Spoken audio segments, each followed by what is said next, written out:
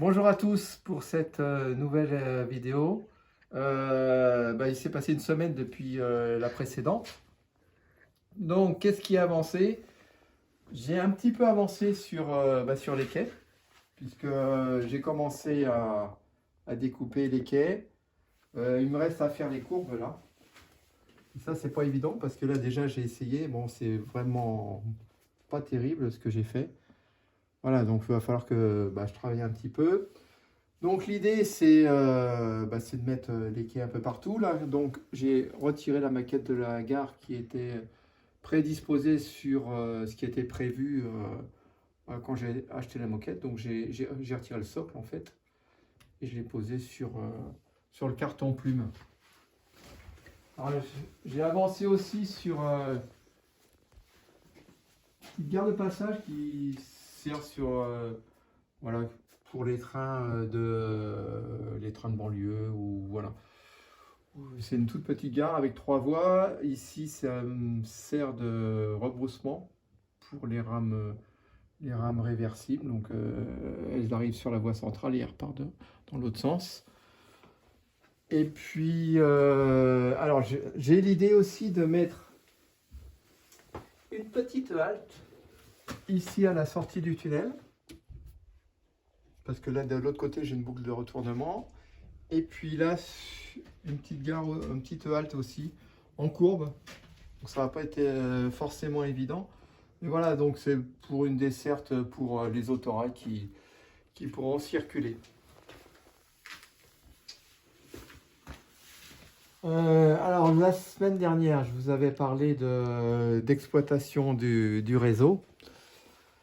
Alors, j'ai en fait un réseau de train, c'est une unité de lieu. Et moi, je raisonne pas comme ça en fait. Pour moi, un train, ça part d'un point A à Z sur une durée de temps. Et moi, j'exploite mon train. En fait, je fais des trains. C'est-à-dire que j'ai l'impression d'être un peu un tractionnaire. Et quand je fais un train, je l'avais expliqué l'autre fois que que je divisais les temps par 3. Donc un train qui roule pendant 4 heures, en fait, moi je le fais rouler pendant 1h20. Et pour cela, en fait, je me sers de documents que j'avais récupérés quand je faisais mes jobs d'été, donc dans les années 80. Et j'essaie de reconstituer un peu les compositions de mes trains grâce à ces petits livrets. Donc j'en ai 4. Et dans ces petits livrets, il y a la composition de train. Alors ça concerne la gare de Paris-Est essentiellement. Et donc là, par exemple, on voit l'ordre, c'est l'ordre des numéros du train, on voit le 61. Donc là, le 61, c'est le TE Kléber. Et là, donc, il y a la composition du train qui est indiquée. Et donc, voilà, en fait, c'est tous les trains qui partaient de Paris-Est pendant pendant le service d'été 79. Donc voilà, ça, j'ai des petits livrets comme ça, j'en ai 4. Et puis j'ai des fascicules, alors là c'est années 89-90. Et donc là j'ai en fait les livrets complets du réseau Nord-Est. Donc j'ai l'ensemble de composition des trains sur le Nord-Est. Et donc là c'est en fait la ligne 4. Et j'ai tous les trains qui partaient et qui arrivaient sur Paris-Est, sur la ligne 4. Donc voilà, par exemple, là, si on prend le 468, le 468, c'est l'Alberg Express.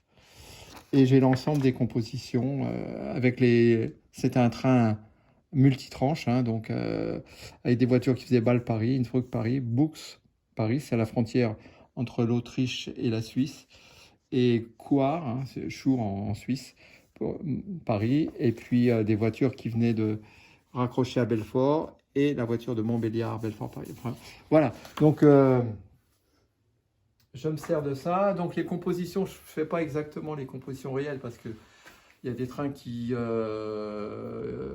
font 15 voitures, donc là je réduis un peu. Et par exemple, là, on voit sur la gare Terminus, on voit une composition. En fait, c'est l'Albert Express que j'ai reproduit tout à l'heure. Et donc, on voit bien l'ensemble des compositions, l'ensemble des voitures qui composent le train. Donc là, j'ai réussi à mettre 10 voitures. Et donc, la tranche Innsbruck, par exemple, Innsbruck-Paris-Est, elle est là. La voiture des Smalschwer autrichiens, une voiture lit, une voiture couchette UIC seconde classe et le fourgon DD4S. Et ensuite, il y a les voitures raccrochées à balles, une A4B6 U Corail et une B10 UIC. Et là, par exemple, c'est la voiture qui faisait Montbéliard Paris-Est, qui était raccrochée à Belfort. Et là, c'est la voiture postale qui faisait Bâle-Paris. Voilà, donc à la fin de la vidéo, vous verrez, j'ai retracé en fait la circulation du train. Donc dans sa partie autrichienne, dans sa partie suisse et dans sa partie française sur la ligne 4 entre Bâle et Paris-Est. Voilà, donc alors j'ai aussi des fascicules horaires que j'ai conservés. Donc par exemple, voilà, un vieil indicateur horaire de l'année 81, de l'été 81. Donc voilà, je me sers à reproduire. Donc j'ai l'ensemble des dessertes. Par exemple, si on reprend l'Albert Express, donc le 468, on le voit ici. Voilà, le 468. On voit toutes les gares qu'il dessert de Bâle jusqu'à Paris-Est.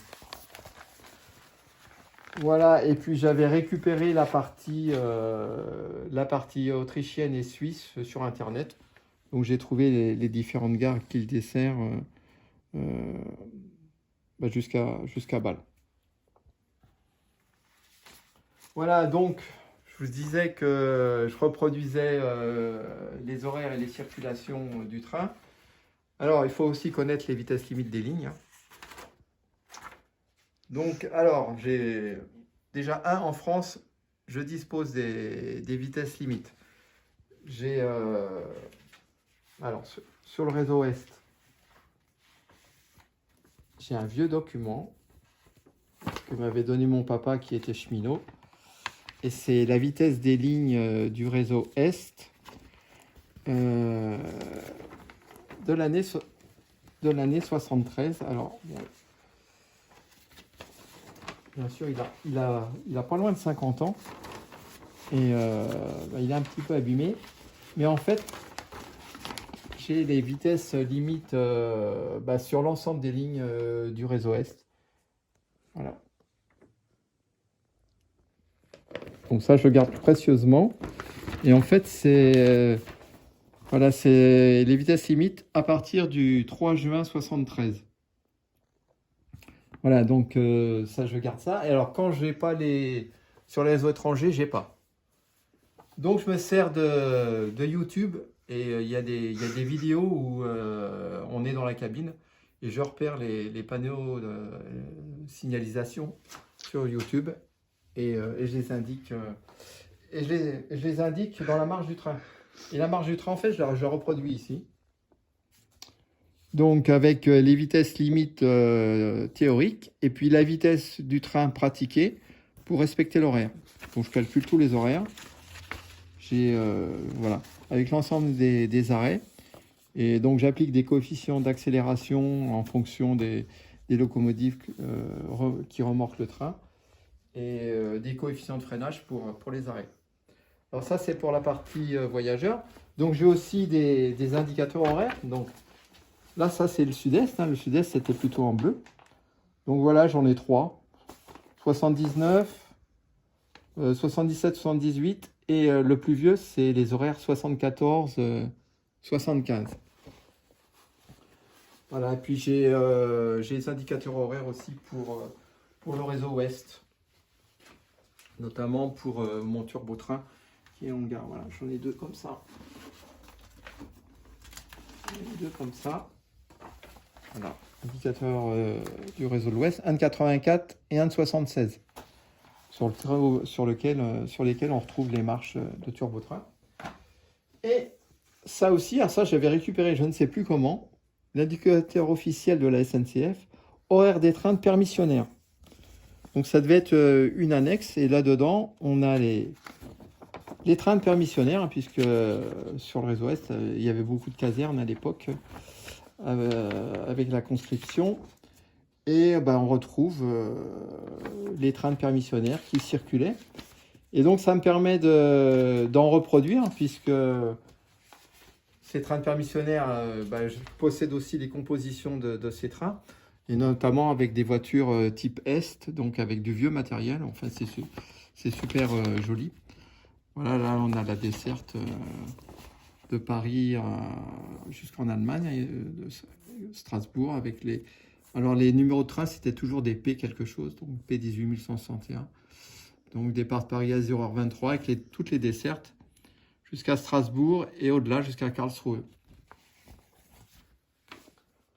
Et j'ai aussi ce qu'on appelle le catalogue des trains. Et là,